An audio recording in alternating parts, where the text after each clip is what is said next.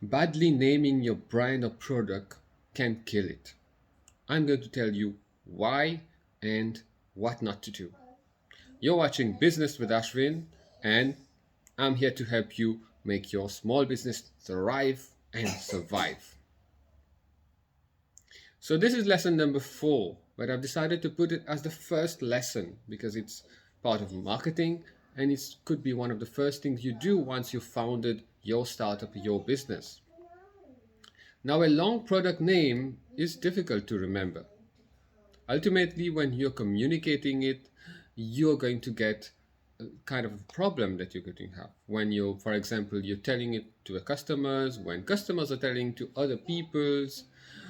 Let me show you some examples. Even big brands have done some mistakes like that. For example, if you take Jaguar, they have some models called, they have one of the crossovers called E-Pace, and they have another crossover called I-Pace. Now, which one of these would you guess is an electric vehicle? It makes more sense that the stands for electric. But no, the I-Pace is a fully electric vehicle, but the E-Pace is just an entry-level crossover. So that's one example. Another example of a brand which has countered this confusing naming is Mercedes-Benz. They used to have names like CL500, ML, GL, SLK, and unless you really knew what the brand, what each model stood for, it would have been difficult for a new customer to get to know exactly what car, what range they are. So a few years ago, they consolidated their naming into something much easier to remember. So all their coupes start with CL. So it's CLA, CLC, CLS. And the alphabetical order represents the size. So A is the smallest one, there's C, and then there's E, and then there's S, which people already knew how to use it. You know, A class, C class, S class, E class. And all the crossovers now start with the letters GL. So there's GLA, GLC, GLE, GLS. So this one example where it's not necessarily that when you have a bad brand name or you have a confusing brand name that you need to change it completely. You can adapt it, and if you need tips to do that, just let me know. Another example is Microsoft with the latest Xbox.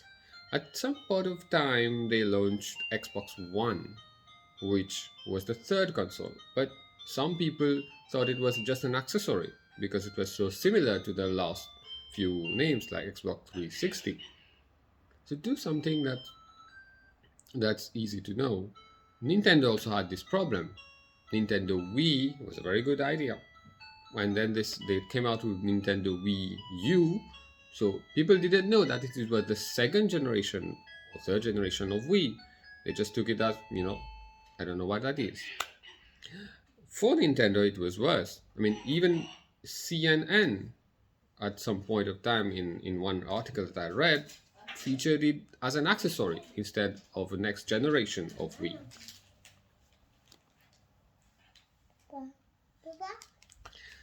Now, if you do not have sufficient funds to do a separate product name, you could add a descriptive name to your main company's name. For example, Microsoft does this well. How did you find the naming? Like Microsoft does this well. Did you see how they name the products? Microsoft Word, Microsoft Office, Microsoft Booking. Any new product is going to have Microsoft and a descriptive name of what in particular the product does. Some automobile manufacturers do that, Audi A1288, So people don't have to remember a new brand for each model that you have. If you remember, there's another company in the IT industry called Zoho. They started initially just by offering CRM, which is a particular kind of software that runs for your business. And now they've expanded and they compete with Microsoft, like with Office 365, and have a few more offerings. They still maintain the name Zoho.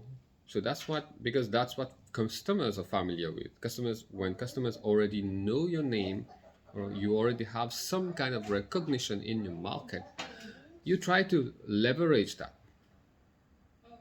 What happens if you don't do that?